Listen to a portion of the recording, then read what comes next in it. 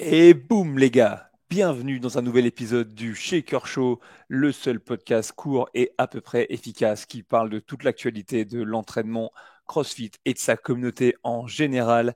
Épisode en duo ce soir, Maverick et Goose n'étaient pas disponibles, donc qui vous aurez? Eh bien vous aurez moi, Élie Margerin, et je suis accompagné ce soir de David Le Nouvel, le Director of Training de CrossFit Louvre, celui qu'on appelle le DOT.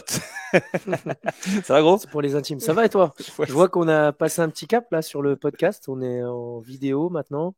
On a les casques. On a reçu même des bouteilles d'eau, petit maquillage avant et tout. Ça a vraiment pris du galon le Shaker Show. bah écoute, Improbable. je fais ce que je peux. Tu vois, j'ai mis un petit logo en incruste et puis comme ça me permet d'être un peu sur toutes les plateformes. Comme ça, si vous écoutez ça sur Spotify ou sur Apple Podcast, sachez que vous pouvez aussi le retrouver le podcast sur YouTube. Et puis des fois, je me dis que c'est plus pratique parce que tout le monde a YouTube et que, du coup, c'est plus simple.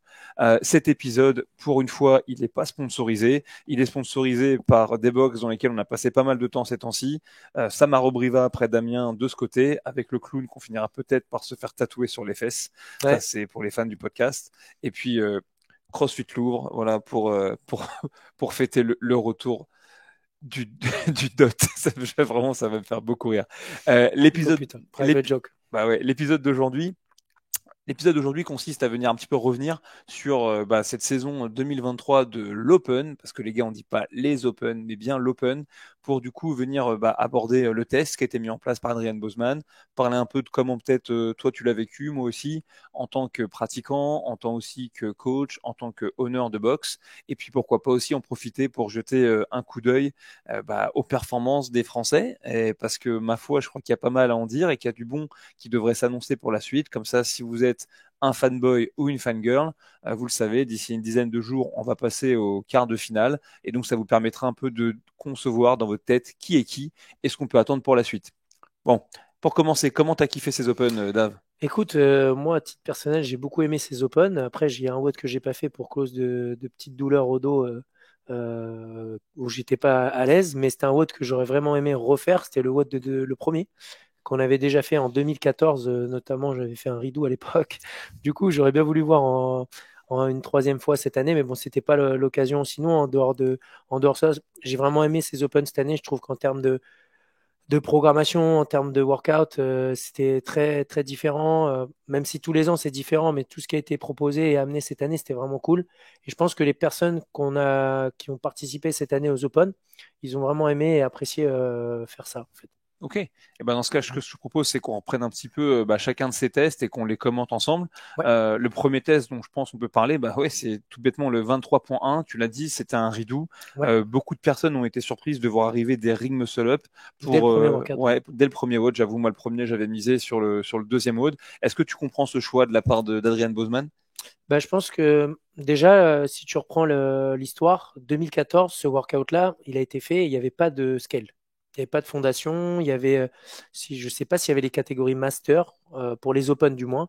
En tout cas, l'idée à l'époque, c'était de faire le workout et de donner un time cap, enfin, même si c'est un AMRAP, mais en gros un AMRAP qui est quand même assez court et que la majorité des gens ne puissent pas atteindre forcément la fin et que les meilleurs des meilleurs des meilleurs, ils soient capables de recommencer un tour. C'est un peu ce qui s'est passé cette année, sachant que les meilleurs des meilleurs, ils ont un peu augmenté en termes de nombre de personnes dans le monde, puisqu'il y a plus de pratiquants et le niveau a augmenté, bien entendu. Mais l'idée à l'époque, en tout cas, c'est comme ça qu'ils designaient les watts des Open.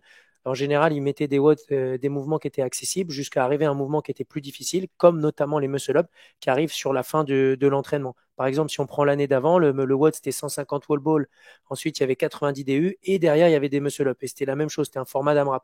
Donc en fait là l'idée cette année, les rameurs, tout le monde peut le faire, les wall ball, pareil, la plupart des gens ils peuvent le faire et ensuite petit à petit ça devient de plus en plus dur avec notamment une barre de clean à l'époque qui était peut-être un petit peu plus dure pour la majorité des gens, même si ça reste accessible, hein. Et enfin après nos fameux muscle up. Donc, je pense qu'en termes de choix, ils ont dû quand même s'inspirer sur ce côté de se dire, OK, ça reste les open, ça reste un test de fitness. Il faut quand même mettre ce mouvement qui est quand même un mouvement de base du CrossFit, notamment là au level 1, tu le fais tous les week-ends, et de faire en sorte que bah, justement, les gens qui ont envie de le faire en RX, bah, ils sont capables de le faire. Et bon, éventuellement, ils passent leur premier muscle up, mais ils n'ont pas forcément l'obligation de faire en scale parce que quoi qu'il arrive, c'est un AMRAP et ils ont quand même, je veux dire, les gens qui arrivaient au muscle up, ils avaient quand même fait un workout très sympathique. Je veux dire, au moment où tu arrivais au muscle up, si ça s'arrêtait, tu étais content. Ah oui, moi j'étais déjà à bonne température, hein. C'était un truc assez intéressant. Et tu faisais un peu l'histoire de l'Open. Ouais, Et pour rappel, l'année suivante, le muscle up était devenu le premier mouvement à réaliser dans cet entraînement-là. Je ne veux pas te dire de bêtises. c'était avec des wall balls et des Ouais, sauts à la corde également. c'était 7 ring muscle up, Ouais, 50 wall 50 wall balls. ball et 100 DU, je crois. Il fallait faire un maximum de tours, il me semble en 12 minutes, mais je veux pas dire d'ânerie. Peut-être un peu Euh, plus court. ouais, non, je crois que c'est quelque chose comme ça. T'as raison. Je me souviens, cette année-là, c'était pas l'année la plus facile dans la gestion de l'organisation des passages et tout, mais effectivement, ouais, ça devait être un workout comme ça. Et effectivement, l'entraînement était venu en premier. Et il me semble que cette année-là, justement, c'était la première année où ils introduisaient les scales, parce que je me souviens avoir jugé pas mal de gens qui étaient en single. Donc, ça doit être quelque chose comme ça, ouais. Et donc, du coup, pour revenir là-dessus, voilà, pour vous donner pourquoi est-ce que c'est, à notre sens, un très bon entraînement, celui qui a été proposé pour le 23.1, c'est la culture de CrossFit, c'est la réintroduction du ring muscle up qu'on avait un peu teasé dans d'autres épisodes du podcast. Et malgré le fait qu'on ait un mouvement, on va dire, mécaniquement exigeant dès le WOD 1, et ben en vérité, comme l'a dit David, bah, n'importe quel pratiquant avec un peu des bases de CrossFit, soit il avait un scaled, soit simplement en RX, il pouvait vivre un très bon WOD et s'offrir une opportunité bah, de tenter de passer son premier muscle up. J'en passe une pour Nasser, l'un des membres de l'équipe de CrossFit Louvre à l'échelle commerciale qui a passé le WOD avec moi à CrossFit Louvre 2 et qui était vraiment à ça de passer son premier ring muscle up en WOD. Et d'ailleurs, on en profite pour lui souhaiter bonne route puisque après 10 ans de bons loyaux service, clac, il quitte l'équipe pour plein de belles nouvelles aventures. Ok, ça c'était le WOD numéro 1. Donc finalement, on reste dans la culture, rien de trop surprenant. Maintenant, Très sympa. si on passe au WOD numéro 2, donc le 23.2A et le 23.2B, est-ce que tu as aimé ces entraînements ou qu'est-ce que tu en as pensé d'un point de vue programmation? Point de vue programmation, moi j'ai trouvé ça super. Judging, c'est une autre chose parce que c'est long. À compter les shuttle runs, c'était long. Mais en termes de programmation, c'est sympa. Le truc cool, c'est que CrossFit, ils suivent toujours une logique, même si c'est pas à 100% sûr, et puis c'est pas nous qui le faisons, hein, c'est nous qui regardons de l'extérieur. Mais très souvent, ce qui est programmé au quart de finale ou ce qui était programmé à l'époque au niveau régionaux, c'est arrivé l'année suivante aux Open. En général, c'est un petit peu ce qu'ils font. Et ce qui est programmé à l'époque au Game, éventuellement, ça arrivait aux régionaux. En fait, ça suivait un petit peu ce cycle-là. Donc le truc cool, c'est que l'année dernière, il y a eu pour la première fois des shuttle runs dans les quarts de finale, ce qui était très sympa parce que ça permettait justement d'amener un petit peu de course, parce que les courses, il n'y en a jamais dans les watts de qualif, et tu es obligé d'un peu d'attendre la compétition pour en avoir. Donc ça, moi j'ai trouvé ça à l'époque qui était très sympa avec le WOD où il fallait monter à la corde, il fallait faire des wall balls, si je te dis pas de bêtises. Et en tout cas, c'était très sympa. Donc de revoir ça cette année, j'ai trouvé ça accessible à tout le monde parce qu'il faut juste courir et venir toucher derrière la ligne. Donc la plupart des gens, ils peuvent le faire. Donc déjà, c'est pas mal. Après, effectivement, en termes de mise en place, c'est particulier parce que il faut que tu aies 7 mètres 5, il faut que les personnes puissent courir. Mais par rapport à d'anciens WOD où il fallait déplacer des charges overhead sur cette même distance, c'est quand même plus simple. Donc là, en termes de course, tu peux mettre 4-5 personnes qui courent sur la même vague, il n'y a pas de problème. L'autre chose que j'ai bien aimé, c'est qu'ils ont introduit un nouveau mouvement qui est, enfin, un nouveau mouvement qu'on connaît déjà, mais un mouvement qu'ils introduisent pour la première fois aux Open, donc le burpee pull-up. Et moi, j'ai vraiment aimé qu'il y ait ça parce que ça change. C'est un mouvement, encore une fois, qui est dans le même principe, c'est-à-dire que une pull-up, bah, il y a plein de gens qui n'arrivent pas à faire une pull-up, mais là, la manière dont c'était fait, bah, en utilisant un jump, finalement, tu peux faire une traction. Donc, j'ai plein de gens, moi, que j'ai vu passer le workout des Open, le faire en RX, et que normalement, ils n'auraient jamais fait un workout en RX avec des tractions traditionnelles. Donc, moi, c'est quelque chose que j'ai bien aimé. Et vraiment, le 23.2A, j'ai trouvé ça super. En termes même de timing, en termes de répétition, il allait taper dans le conditioning. Tu sentais quand même tes bras et ton dos sur le lendemain en termes de courbature. Ça te faisait un peu tourner la tête, le fait de tourner comme ça, tu sais, avec la fatigue. Au bout d'un moment, ça touche un petit peu à ce qui se passe là-haut. Je trouvais ça sympa en tout cas.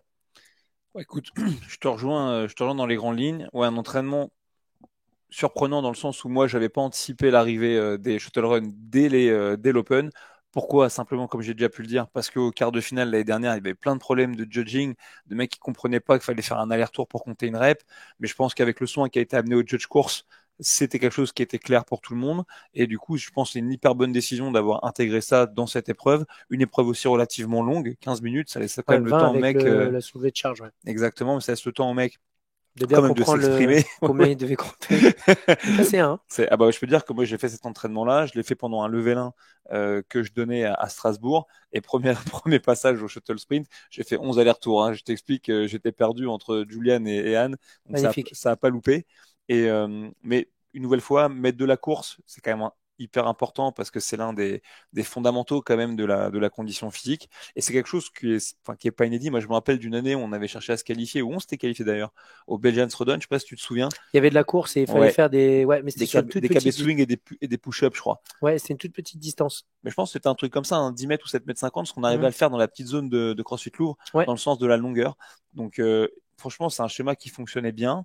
Je serais quand même curieux de refaire ce vote, parce que je sais pas si tu as vu, il y a eu toute une, pas une polémique, mais toute une analyse qui a été menée par ce mec là qu'on appelle Healer Fit. Si vous connaissez pas son contenu, allez le voir. C'est un gars qui s'est fait repérer sur la toile parce que il commençait un peu à critiquer les athlètes qui faisaient un peu trop de no-reps, etc. Et puis il a fait beaucoup de vidéos sur ses opinions, voilà, sur les athlètes dopés ou pas dopés. Oh putain. Ouais, tout ça pour finalement lui-même Pour se faire faire du bien. sponsoriser par California Hormone pour trouver quelqu'un pour payer pour sa TRT. Magnifique. Bref, mais quoi qu'il en soit, indépendamment de ce qu'on peut penser du personnage, et vous aurez compris que, en tout cas moi, je suis pas particulièrement fan. Néanmoins, il a mené une analyse où il a dit que bah, pour tous les mecs qui avaient un peu des scores sensiblement un peu comme le mien, entre on va dire 130 et 150 reps globalement, on aurait de fortes chances de faire mieux en marchant pendant le shuttle sprint plutôt qu'en courant. Et donc je suis curieux de voir ça, même s'il est tout meilleur, il n'y a pas d'histoire, hein. Ils ont couru sur les shuttle sprint, ils ont fait les burpee pull-up, Ouais, dans le sens où tu c'est excellent. récupères de Ouais, t'as manière peut-être plus de optimale. qualité après sur le burpee pull-up, et moi j'avoue que j'étais pas non plus un chat sur cet exercice-là. Et puis voilà, Là, je comme te vois trop attraper la barre comme ça là. juste j'essaie de me concentrer déjà pour lâcher quand j'étais en haut Le pour truc qui était pas pas faire mal, excentrique. c'est que j'ai jugé un athlète qui l'a fait sur la fat bar. Ok, Et au début, je me suis dit, putain, c'est con de faire là-dessus. Et en fait, plus je voyais faire le WOD, et plus je me disais, mais putain, c'est vraiment pas con. Parce qu'en fait, quand tu jump, ta main, un scale direct. c'est sûr, Du mais coup, si tu mets la c'est prise un petit peu Playmobil, tu vois, celle-là, c'est toléré ça? bah pourquoi ce serait pas? Il n'y a pas marqué la diamètre de la barre. Ouais, ne faites pas ça chez vous. Je vais direct. Bon, Tout, il est pas au quart de finale, donc tout va bien. Mais en tout cas, moi, je trouvais ça pertinent par rapport à ça. même par rapport au test, le fait de franchir quelque chose, why not? Et puis ensuite, quand on a enchaîné sur la deuxième partie du WOD, ça non plus, c'est un truc que j'avais pas vu venir. Je me doutais qu'on aurait un WOD en 2 temps, avec sûrement un mouvement pour calculer de la force ou de la puissance en shoulder to overhead. Donc j'avais dit moi peut-être un Split jerk, quoi. jeter des racks ou éventuellement un snatch. Bon, le snatch peut-être pas parce que ça aurait peut-être été l'armée à Bourbaki dans les images qu'on aurait vues, mais le jeter support, franchement, pourquoi pas. Et puis finalement, ils ont mis le thruster. Et moi, ce que j'ai beaucoup aimé là-dedans, c'est que dans le thruster, ils ont donné un indice finalement dans la programmation de CrossFit.com, puisque le samedi qui précédait cette épreuve, tu avais un 5-5, 3-3, 1-1-1. Et moi, je trouve ça cool parce qu'on est toujours là en train de revendiquer que CrossFit, ça met en place une forme de culture. Donc là, ça te met un peu des Easter eggs, tu vois, comme dans Avenger. Et du coup, c'était très cool. Et puis, attends, tu t'es bien démerdé, toi. T'as fait combien en thruster? Oh non, non, j'ai fait moins bien que j'aurais dû. Ok, Non. mais t'as fait combien? Ah, 2,5. Mais normalement, enfin bref, n'en parlons pas. 2-5, 4. Non, 93, oui, je te Ah, dis. ok, je Mais pensais que t'avais fait plus lourd que moi. non, normalement, j'aurais fait plus Ah lourd que oui. toi. Bon, bref. Tu sais qui a fait plus lourd que moi? Bah, plein de gens. Bah oui, plein de gens, mais Julian Festor a fait plus lourd que Ah moi. ouais? Ah ouais, ouais. Improbable. Franchement, Il a été no rep dans son squat, c'est sûr. non, Mais non. pour le coup, moi, je suis content qu'il y ait eu du thruster parce que, enfin, en général, c'est le mouvement qui arrive en dernier. Ouais. C'est souvent un mouvement qui est mis sous la forme où bah, la majorité des années, c'était le truc où tu t'arrivais, tu n'avais plus de cardio, quoi. Je veux dire, les années où il y a eu les thruster burpees qui sont tombés 2 années de suite, Oh, ouais. les thruster rameurs, ça a découpé les gens, thruster pull-up, thruster C'est chest to quoi? bar et tous ces trucs. 27, Ouais, c'est celui-là, quoi? c'était le thruster chest to bar, le 27, 33. 21 ou Ah, je sais pas celui-là, quoi. thruster rameur en 2016, Oh, là, le il plus découpait des gens. horrible. Le plus horrible. Le Tu peux rappeler ce 16-5, WOD là? c'est 27, 21, 15, 9, calories au rameur ou thruster en premier, et inversement. Il me semble que c'est le rameur en premier. Avec Quand je, le poids de Frad. Franchement, voilà. En c'est général, vraiment. c'était la série de 21 qui découpait les personnes. Mais le truc cool, c'est qu'en général, le thruster, tu le voyais sur ce format-là. En gros, tu prends la barre et tu dois envoyer des répétitions et puis pas te trouer. Et là, c'était cool de l'amener dans une situation où bah voilà, on doit soulever lourd. Et en fait, quand tu regardes, souvent, bah, c'est quelque chose en fait, où le thruster, bah, si tu vois les étapes quand il y avait les régionaux ou même certaines semi-finales des années précédentes, où il y en avait, mais sous forme lourde.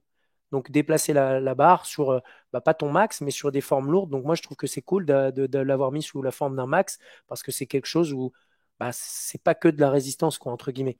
Donc moi, ça m'a plu beaucoup ce workout, même si effectivement, j'ai pas pu donner le plein potentiel de ma forme. Je me trouve des excuses. Tu sais, Bah oui, j'aime bien, mais c'est la base. t'inquiète pas. Mais Et donc voilà, mais vraiment très sympa ce workout de thruster et juste après l'entraînement. Et je pense qu'en termes de mise en place dans la salle, et c'est là où moi justement je je pense que les Open, ils font très attention à ça. C'est qu'ils imaginent, OK, comment on va mettre en place ces entraînements dans les affiliés. Et si tu réfléchis, bah, il y a plein de choses que tu pourras pas mettre en place dans les affiliés. Et ça, c'est des entraînements. Nous, Louvre 1, effectivement, la salle, elle est pas facile à opérer. Et tous les entraînements, ils ont réussi à bien se passer. On a fait en WOD du jour, on a fait parfois deux vagues, hein, à la bonne franquette, on va dire. Mais la finalité, c'est que tous les entraînements, ils ont réussi à rentrer, même le shuttle run. Donc ça, c'est vraiment cool. Puis, de toute façon, pour reprendre ton analyse, pareil. Bosman l'avait dit, on voit souvent le thruster dans un mouvement un petit peu léger, beaucoup de reps, et j'étais content d'avoir l'opportunité de prendre ça à contre-pied, de faire un truc lourd avec peu de reps. C'est vrai, il a vraiment dit ça. Ah ouais, il l'a dit au moment de Ouais. l'annonce. Vous savez, je sais parce que je la commentais, cette annonce. Alors oui, c'est vrai qu'à ce moment-là, nous, au moment où on annonce le WOD, on va installer les Oui. scotch pour C'est lui, lancer voilà. Vous les croyez que vous trucs. avez des amis, des mecs qui vous soutiennent, ils regardent ce que vous Mais faites, et si, ils s'en on battent a les mis couilles. Tout ce qu'ils veulent, c'est venir sur votre podcast, etc. pour avoir des followers. pour Non, avoir des...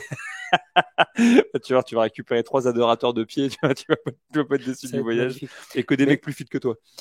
ouais, ça, c'est pas très compliqué, surtout en ce moment. Par ailleurs, on l'avait mis sur la télé quand même. Bon, Je tiens à ça le me dire. va, ça me va. On continue du coup sur le 23.3. Ouais.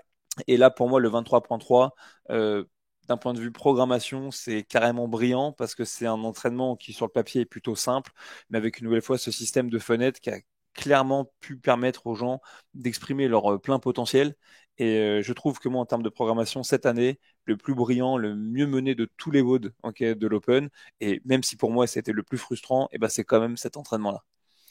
Ouais, effectivement, trouvé très sympa.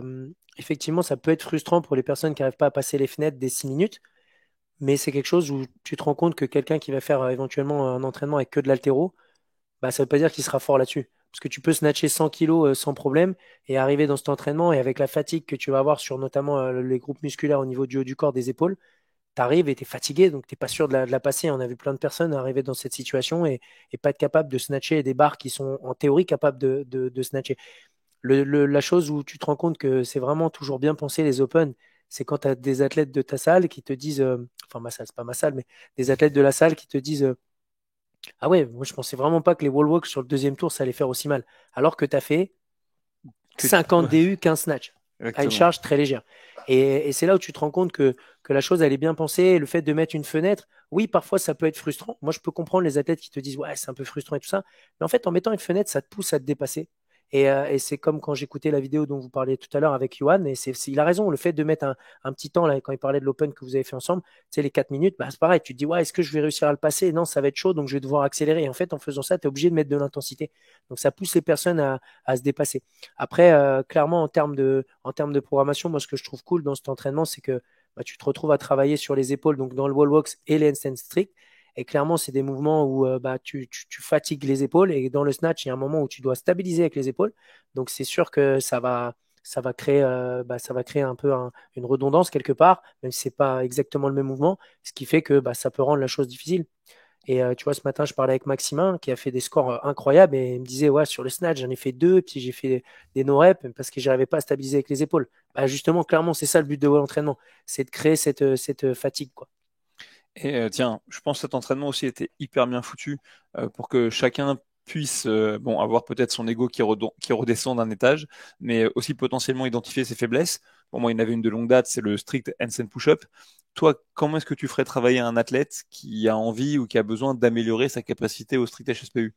Bah, capacité, si on se si on se réfère, pardon, aux compétiteurs course, eux, ce qu'ils faisaient, c'est qu'ils mettent en place une programmation où, en gros, bah, tu travailles sur du volume assez imposant, mais pas un volume où tu arrives dans l'échec. Donc, quelque chose, alors les pourcentages, ça veut toujours tout dire et rien dire, mais un truc comme 60-70%.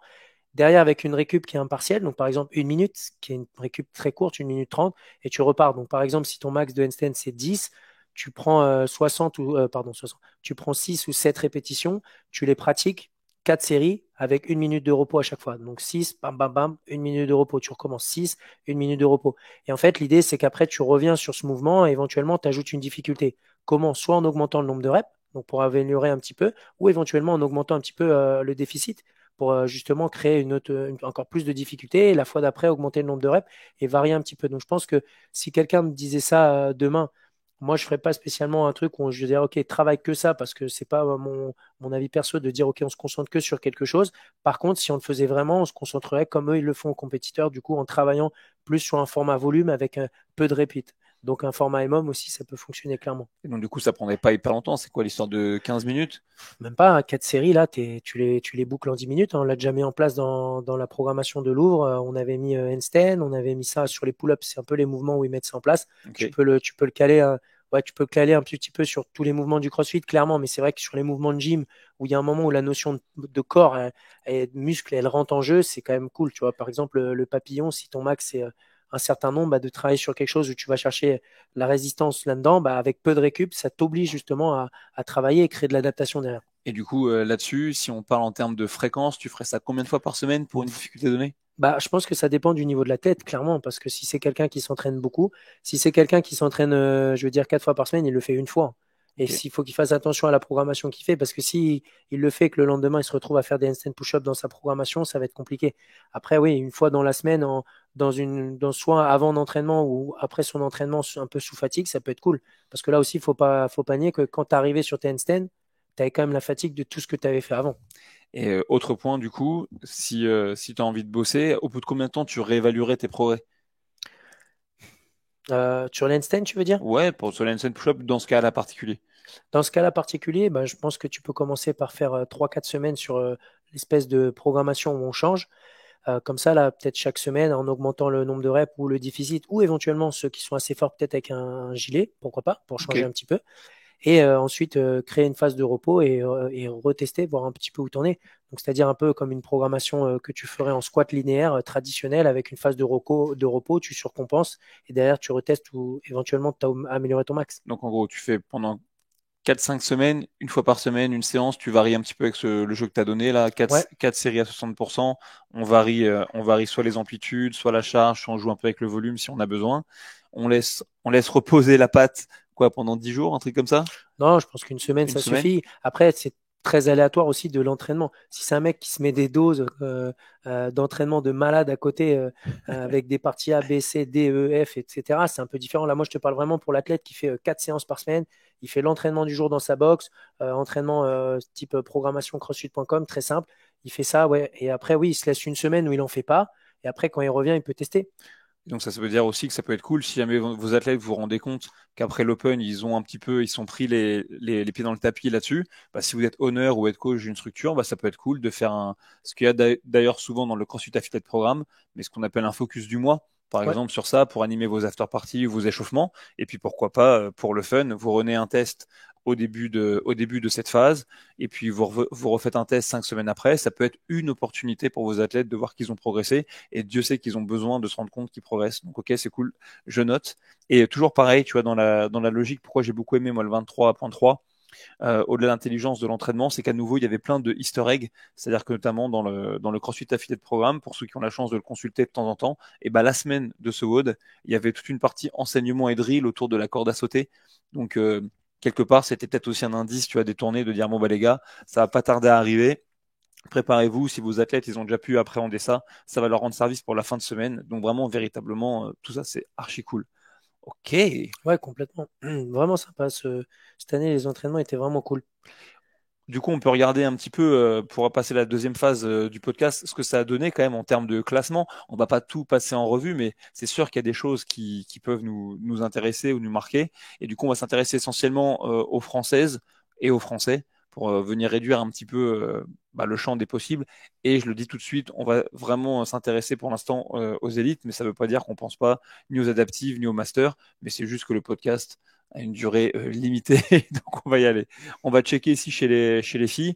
Bah, le trio de tête, je pense qu'il surprend personne, hein. Claudia, Métis, Marie. Bon, bah voilà, hein, ça envoie la sauce de manière très énervée. Avec bah, moi, Claudia, je l'ai vue à l'entraînement. On a fait une journée d'entraînement ensemble il n'y a pas plus tard que 10 jours. Donc, je peux te dire que son niveau, il est vraiment dans la stratosphère. Elle est vraiment, vraiment forte. Et puis, je trouve que ses scores sont assez ramassés. Hormis le 23 2B, faut quand même se dire, à l'échelle du monde, son pire classement, c'est 70 mondial et son meilleur classement, c'est 24. Pas Ouais, mal ouais, quand même, ouais. hein. Ouais, non, mais clairement, c'est pas mal du tout. Moi, j'étais en train de bugger sur le score de Marie, qui est troisième et où a fini le WOD qu'on parlait à l'instant en 16. C'est marrant parce que c'est quelqu'un qui snatch très très lourd. Tu vois ce que je veux dire par rapport à ce que j'expliquais tout à l'heure? Alors que en théorie, elle a quand même un max qui est. Bon, après, ils ont peut-être refait depuis, mais de ce que je sais, un peu plus Genre important que les. 96, je crois, un truc comme ça, Ouais, et il me par rapport semble, aux hein. deux autres filles, Métis et Claudia, il me semble pas qu'elles snatchent autant, et pourtant, elles ont gagné le WOD avec beaucoup plus de temps. Je veux dire, elle a fait 11-16, Métis, elle fait 8-42, donc c'est quand même un truc assez imposant en termes de timing, donc c'est assez imposant. Donc, comme quoi, ce workout-là, il se jouait pas spécialement que sur le snatch, même si Je pense que ça tu avais dépend beaucoup de de, reps dessus. je pense que ça dépend de qui t'es. Après, elle, en l'occurrence, Marie, vu qu'elle est très grande, comment est-ce que c'est passé pour elle Bah, c'est ça qu'on lit. les stricts HSPU aussi? Après, Bon, elle a quand même fini le WOD. on en a pas parlé, mais moi, en tout cas, je suis hyper content du nouveau standard des strict handstand push-up. Je trouve qu'il est limpide, Simple et très lisible. efficace. Ouais, voilà, il n'y a pas de chichi, il n'y a pas d'histoire d'un million de mesures. Tu cales le tape, tu colles tes mains, envoie la sauce. Et j'invite, pareil, hein, maintenant, si vous coachez et que vous coachez ce mouvement, franchement, moi, je vous recommande d'utiliser ce standard constamment. Ça n'a aucune partie du corps qui touche pendant la rep, hormis les talons. Et puis voilà, le système de la ligne, parce que simplement, il me paraît assez équitable et assez simple pour être un standard qui dure au moins dans Ouais, l'open. bah, je me demande si tu. Je pense que bien sûr que oui, mais applicable en termes de keeping, ça serait intéressant de voir comment ça fonctionnerait. Alors, J'ai pas je suis essayé pas sûr que ce soit exactement la même chose parce que que je, justement, tu as les mains qui, généralement, ouais. les gens ils descendent, ils placent leurs mains. C'est pour ça que je dis ça. Et puis même Ce sans serait ça, intéressant de voir. j'ai vu une vidéo d'André sur son compte, là, No Shortcut Ouais. Programming, où il expliquait quand même que le placement des mains et de la tête est un peu différent en keeping et en strict, dans le sens où le fameux tripod, là, bah, la ligne, si tu veux, le Mhm, triangle est beaucoup mhm. plus plat lorsqu'on est en strict. On n'est pas complètement aligné, mais presque. Preuve en est, d'ailleurs, on pouvait coller la tête et mettre les mains sur la même bande de tape qui est large comme ça. Alors que pour le coup, en keeping, on va chercher peut-être un plus gros tripod avec une base de stabilité, plus comme un triangle équilatéral. Et donc, je pense pas que le standard il marche pour du keeping. Mais écoute, on va essayer. Peut-être qu'ils le mettront en place pour les quarts, hein. À Et voir. c'est complètement Hâte de possible. voir ça. Ça va être cool. Un truc aussi, quand même, qui vaut la peine d'être relevé selon moi, et c'est parce que je pensais pas du tout, mais l'air de rien, je pensais, Claudia, elle a vraiment été capable de lifter même plus lourd que Métis sur le thruster, alors que je pensais vraiment que Métis, là-dessus, serait vraiment encore un peu plus forte, mais vraiment, c'est assez ouf. Et puis après, c'est aussi la belle performance de Manon Saint-Maxent, qui rentre quand même dans le top 5 chez les femmes, juste devant Carole Castellani, qui, quand même, faut le rappeler, sort d'une grossesse, Ouais, c'est incroyable ça. et puis Laurie Clément en sixième position, qui est master quand même. Elle est en 35-39 normalement, la nana. Donc vraiment, vraiment, il y a du. Enfin, Le les filles niveau sont français, très, il est très incroyable, fortes. hein. J'ai hâte de voir tout ça au French. Ça va être sympa. Ça va Euh, être sympa, ça va être sympa. Ah, on a fait 9e là ouais, sur le Manon. WOD avec les. Tu demandes lui si elle a couru. Ah bah oui, à mon avis, elle a couru. Bah, c'est sûr. En plus, hein, Manon Saint-Maxent, elle est hyper connue pour son cardio. C'est un vrai chamègre par excellence. Donc ça m'étonne pas qu'elle soit très, très bien débrouillée là-dessus. Et puis, je suis aussi content de voir Margot Masset, bah, qui elle aussi s'est bien débrouillée, 63e mondiale sur l'épreuve du 23.2. Et elle aussi, pour l'avoir rencontrée quand elle a donné son level 1, je sais qu'elle a à cœur de tenter de performer. Voilà, Camille Barbeau aussi qui a fait les French, qui est à la 8e place. Emma aussi, qui a une haltérophilie assez incroyable. Bah, elle fait 144e mondiale sur le thruster. Donc vraiment, c'est fort. Et puis, l'air de rien, Julie, Ouais, Julie, toujours là, ouais. ouais, Camille Bonato, Justine Charlier, Anaïs Lancry. Mhm. Bref, il y a ce qu'il faut. Et puis, dans ce classement, pas oublier qu'il y a une grande absente, l'air de rien. C'est Manon Angonèse, parce qu'elle est belge, donc elle n'est pas dans ce classement-là, mais elle est pas loin. Et d'ailleurs, il y a une autre belge hein, au classement. On va juste taper son nom vite fait, parce que Belgium, sinon, ouais. tac. Ah oui, t'as raison, c'est la terminologie américain. Oui, Manon il y a Gonesse. Voilà, Jennifer Brasseur, Ouais. tu vois, qui elle aussi devant Sarah Massonic, elle, c'est pas une surprise, elle est là depuis longtemps. Elle revient aussi, elle a eu un bébé il y a quelques temps, donc là, elle revient bien, Jennifer, elle a fini le WOD 3, 9,42. Ouais, effectivement, tu vois. c'est quand même des gros scores, hein. Et puis je pense que voilà, et Manon, moi je vous dis, comptez avec elle parce que pareil, hein, ces classements ils sont vraiment lourds. Elle fait deux fois un top 40 dans le vote de l'Open et puis elle, il n'y a pas de chichi. Elle met les vidéos. Bah ouais, parce qu'elle est Comme indépendante, donc elle met les ça, il vidéos, n'y a ça, il n'y pas a pas d'histoire. d'histoire. Il n'y a pas Exactement. d'histoire et tout va bien. Tac. On regarde un petit peu du coup du côté des garçons. Ouais, complètement. Hops. Complètement. Peut-être on va te trouver, Ellie. Ouais, ouais. Faut aller chercher loin dans les pages, hein. Mais Lucas Prom cette année. ouais, franchement, Intéressant. Le, intéressant. le trio de tête, hein, je pense qu'il est bien établi. Lucas Heuze, Willy Georges, Guillaume Briand. Je pense que ça Du classique, hein. ouais. Du classique, hein, tous les ans. Après, Lucas, si je dis pas de bêtises, hein, je veux pas parler à sa place, mais cette année, il est focus équipe, il me semble. Après, moi, De ce que j'avais cru comprendre je, je- je vois, avec Elliott. voilà, je vois très mal Lucas faire faux bond à l'équipe de CrossFit Genas. Ils ont monté plusieurs teams, hein, CrossFit Genas. Ouais, Mais ça va faire mal, hein, cette année. ouais. Et puis après, Ça va être intéressant. l'Open, faut pas oublier qu'en plus, pour l'instant, enfin, je veux dire, c'est un indicateur de l'état de forme des athlètes, mais en vérité, il y a plein d'athlètes très très forts qui vont sans doute aller aux Games, qui n'ont pas surperformé, je veux dire, pendant l'Open. Tu peux comparer le score d'un Adler qui est actuellement premier au classement mondial et aller chercher Medeiros qui est bien plus bas, et pourtant, ça devrait changer. Donc, ouais, Lucas, il est en forme, Je pense que mais ouais, il prenait l'entraînement comme un entraînement du jour voilà. et hop, ça part quoi. Et pareil, hein, pareil pour Willy Georges, pareil pour Guillaume Briand. Moi, il y a quand même un nom que je suis content de voir se hisser dans le top 5 parce que c'est celui C'est d'Alexandre Toumi Bradley, qui est quand même un honneur de boxe. Il a CrossFit Serval, on a déjà parlé de lui. Et puis, bah voilà, ça fait plaisir. Je sais pas ce qui se passe. Les planètes sont bien alignées. Il a dû s'entraîner fort. Les WOD devaient être pour lui. Quoi qu'il en soit, il devait voilà. être bon. Ah non, il a pas fini celui-là. De quoi? Ah, j'allais dire, il devait être bon en strict HSPU, mais non, en fait, parce qu'il a pas, enfin, il a fait quand même un gros score, hein. Mais, euh, mais, euh, mais il a pas fini l'autre. Non, non, mais je pense que Donc, surtout il a été il a vraiment, été complet il sur a été l'ensemble, ouais. ouais, et très régulier, tu vois, tout, alors qu'il y a des mecs qui font un petit peu le Un dent de petit scie. 130 kilos en thruster, tranquille, Tu vois, si on prend pas de Guillaume, problème. par exemple, tu vois, il fait quatrième mondial, 422, 1100e, 63e. C'est des très, très belles performances. Mais Quatrième mondial, il y a encore quelques trous. À quatrième mondial, c'est un délire quand même, hein. c'est Sur, intéressant, hein. sur votre 1. Et tu vois, alors, il y a un Alex, lui, par exemple, 400, 500, 400, et puis juste 1000. Donc, finalement, c'est très ramassé, quoi, comme score. Et Antoine Dumas, pareil, hein, cinquième position. Lui, que j'espère avoir l'occasion de voir dans pas longtemps, bah, c'est pareil, hein, C'est ton toutes les collègue, vidéos ça. sont postées. Ton collègue. Ouais, si j'étais encore en service, ça aurait été mon collègue. C'est pas le Et cas, mais franchement, je lui dirais à Antoine quand je le verrai, je sais pas, on serait peut-être pas entendu en tant que collègue, parce que moi, les mecs qui tournent en tenue avec un piercing dans le pif, moi, je pense que j'aurais fait le vieux con. c'est dangereux pour les T'as conflits, dit, ouais. attention, hein, c'est pas bien les tatouages, ça, c'est avec la mauvaise foi absolue, et c'est pas Et bien les piercings. moi, ce qui m'a impressionné, le classement hein, que j'avais pas regardé encore, je vais pas mentir, c'est Martin Laville qui est revenu là. Je savais pas moi qui faisait encore du CrossFit pour te dire la Ah oui, vérité. Enfin, je veux dire, j'avais pas entendu parler de son nom depuis longtemps. Il termine neuvième français. Moi, la dernière fois que je l'ai vu, c'était en finale au French en 2017, je crois, où il avait fait des French incroyables. Il avait envoyé la sauce. Après, je sais pas quelle compète il a fait, etc., etc. Mais de voir là, neuvième, les scores qu'il a fait, ils sont quand même, ils sont vraiment pas mal. Moi, je suis content. Ça fait plaisir de voir. Il n'y a pas que des nouveaux quand même. Tu as des anciens athlètes qui sont encore là. Ils ouais, arrivent toujours à se hisser dans des bons classements. Donc, ça ouais, tu fait peux plaisir. penser, t'as Jason Longjaret aussi, hein, quand même, il ponce les fleurs de compétition depuis longtemps. T'as Romain qui a priori pas eu un entraînement de ouf puisqu'il a fini sa formation de pompier, qui est 12 juste devant Elliot Génin. Ouais, Elliott, Euh, ouais. et puis après, voilà, t'as les mecs qu'on a l'habitude de voir assez souvent. Je pense Maxime Bousquet, Pinsol, euh, Benjamin Barbier. Mais je pense aussi que cette année, typiquement l'Open, Jolivet il aussi. a laissé, ouais, je lui ai, c'est un truc de ouf, hein. Il est quand même 24e français. Non, non, il a envoyé Ouais, une méchante sauce. ouais, il est toujours aussi fort, hein.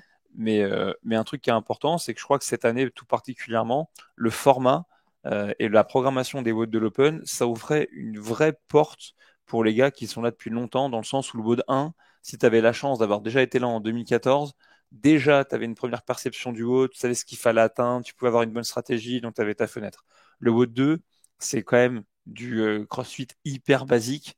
Donc au final, c'est que ton endurance, ta capacité à bouger, etc. C'est genre hardcore. Typiquement, un WOD, ça pourrait être un Hero WOD, hein, le Ouais, 23.2 A et complètement. B. Ça serait typiquement ce qu'on mettrait dans un Hero WOD, donc pour les vieux de la vieille.